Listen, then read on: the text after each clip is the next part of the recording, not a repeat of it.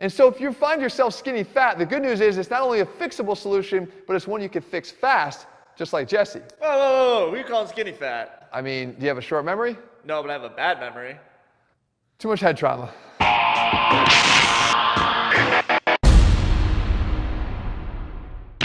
What's up, guys? Jeff Cavalier, ATHLEAN-X.com. Jesse Lako, ATHLEAN-X.com. By the way, skinny fat, here you are. This is a picture. You know, because pictures tend to help people with bad memories. Well, I thought we deleted those a long time ago. No, we keep them around for just these purposes like this. Damn. Guys, if you're looking for a solution to your skinny fat problem, the good news is, as I mentioned in the open, it is fixable, and it's fixable quite fast if you do the right things. All right, so when we're talking about skinny fat, we're looking at a situation where you sort of look like this. You're skinny and you're fat. I mean, let's look at it a little bit differently. You lack muscle, and you still maintain some fat around your waistline, especially for men, particularly around their waistline.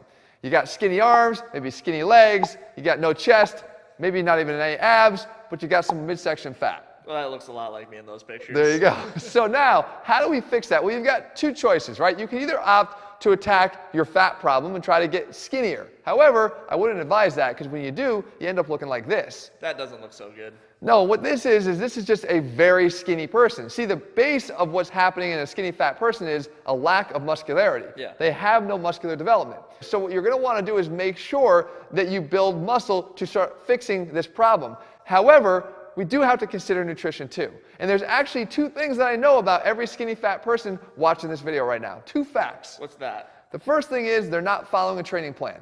Okay. Sort of like you weren't following a training plan, Jesse. All right, why you gotta call Which me out? is why you were skinny fat. We'll get into that in a second. The other thing that I know is that you are not hypocaloric. You know what that means? That means less calories than your maintenance level. That's right. You are not there. Because if you were, you'd lose the body fat that still remains around your midsection. Yeah. In the case of Jesse, his hypocaloric state wasn't there because he was eating too many gummy bears and some other things, right? Still calling me out. But you're still accumulating too many calories Yeah. from all those sugary foods. So let's start there. What is the game plan for you and what you're going to have to do to fix this problem once and for all? From a nutrition standpoint, the fact that I know you're not hypocaloric means that at least you're at maintenance. Yeah. If not, you're in some sort of calorie surplus. Well, guess what? You're in a good enough state to build muscle. Because we actually know that you can build muscle at the same time that you're losing fat in a caloric deficit as long as your protein content is high enough. Right. The recommendation there is about 0.8 grams per pound of body weight. If you're in that range and you're slightly hypocaloric, not very hypocaloric, but let's say 200, 300 calories below your maintenance levels, you're still going to be able to add muscle mass, albeit at a much slower rate, but you can still do it if your protein levels are up. But we know that you're at least at maintenance, if not above. Yeah. My recommendation from a nutrition standpoint, just to ensure that you've got the building blocks to build muscle, is just to take out some of your carbohydrates and swap in some protein. So do me a favor. Just count your protein content in grams for 1 or 2 days. We generally like to eat around the same things almost every single day, so just do it for 2 days. Though I don't ever really advise becoming a mathematician when it comes to counting your calories and measuring out things every single day.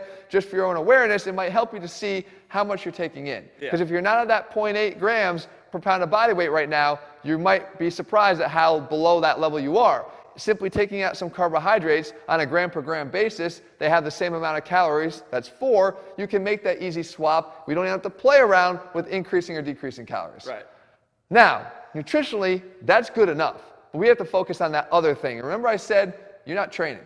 No, you're exercising. You're exercising. Look, if you're not on some sort of a committed plan, you're not going to build muscle. If you exercise and think that that's a committed plan, it's not, and it's the reason why you haven't built any muscle. You can't look like this and be a skinny fat person and have any real training history under your belt. And what I mean by training is having a progressive plan that is followed consistently. Because I'm sorry, even a bad plan... Not a dangerous plan. Not a dangerous plan, but a bad plan, and there's a lot of them out there, by the way, but a bad plan followed consistently is still going to help you to build muscle. Yeah. So you need to get on a training plan. These are the things that have to be part of that plan. Number 1, you have to have a focus, as we always talk about here, on building your base strength around a strong foundation in the bigger compound lifts, Right. just like Jesse has. Yep, and the squat, bench, and deadlift. I've been progressing the weight that I've been using over a long period of time, but short increments of that amount of weight, and the weight has gone up actually pretty significantly. So then, so 3-time body weight. 3 times, yeah. So then your squat has gone up as well. Yep. So building around this foundation, but let's talk about reality here. Reality is you might have something called extraphobia. Which I definitely had to Right. start. And you're not alone. A lot of people, when they first start out on a plan, again, no muscle on your body, which means you've probably never even hit the gym, because we know even as a newbie, you're going to gain muscle sometimes just by looking at the weights. But you have to look at the weights consistently in order for that to happen. Yeah. You need to understand that some of those exercises are going to feel a little daunting to you. Yeah. And you may avoid them altogether. And that's a mistake. Right? I talked about in many videos before, you need to start somewhere on them. Realize that just because these are basic exercises, don't assume that they're so simple to do. Right. The more compound the exercise is, the more complex it actually is to perform it. You've got a lot of different muscles working together in sync. You've got to move an uncoordinated body oftentimes through space, through these multiple joints, which can become challenging. And you have many different areas up and down the kinetic chain for these weaknesses to actually rear their ugly head and cause that lift to go the wrong direction. Yeah. Right? You could have tight ankles, you could have a lack of mobility in your hips, you could have a lack of thoracic extension. All these things would inhibit your ability to perform the squat, let's say, safely, and also maximally by adding as much weight as possible, because you're not moving through space in the most efficient way. So you would actually just look up some of the ATHLEAN-X videos when you identify what some of your postural and biomechanical flaws are and work on fixing those. Yeah. As you continue to attack those weights and as you continue to build upon that solid foundation. But in no instance are you supposed to avoid the exercises altogether.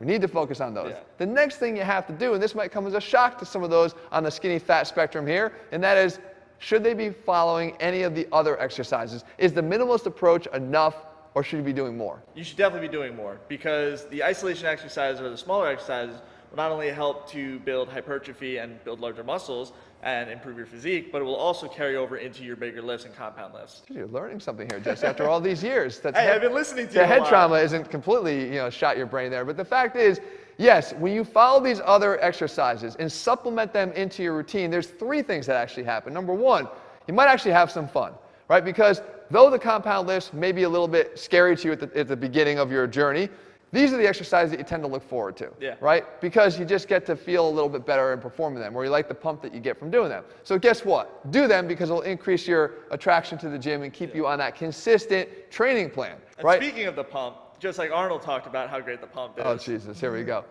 You know, I get the feeling of coming all the time with this pump. You know, I feel like I'm coming in the gym, I'm coming at home, I'm coming, backstage before a show. I'm coming all the time.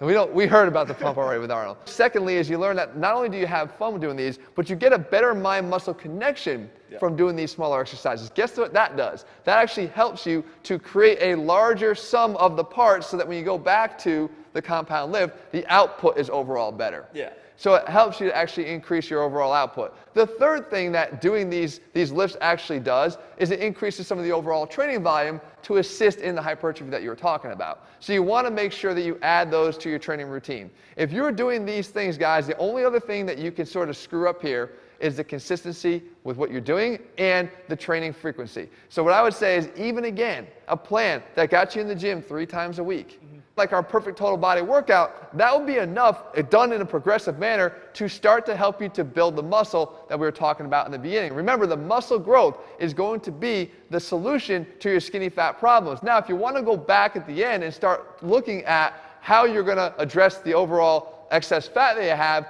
well, then you can start fine-tuning it from there. Yeah. And again, that's where I oftentimes say, continue to try to pursue both, albeit at a little bit of a slower pace, by allowing yourself to manipulate your protein content, getting in a slightly hypocaloric state to get rid of some of the fat and keep the muscle going. That is an option. You still have the option to do the alternative and to go in a slightly hypercaloric state to try to make that happen a little bit faster. The point is, starting with the muscle growth is how you're going to solve your skinny fat problems, and making the few but important changes to your nutrition is going to have all the difference in helping you to get to your goal. Now, I talked about it being fast. Here's the reason why. If you have no appreciable muscle mass in your body right now because you never have followed a training plan, guess what? Those newbie gains come in handy here. They allow you to start adding weight and muscle weight at a much faster rate than any other time in your life. If you do this right, guys, I promise you, you're going to start to like what you see at a much faster pace than you may have even expected. If you liked the video and found it helpful, make sure you leave your comments and thumbs up below. If you like skinny fat Jesse or not skinny fat Jesse better. Bigger Jesse. Bigger Jesse. The only thing that's getting bigger is your head.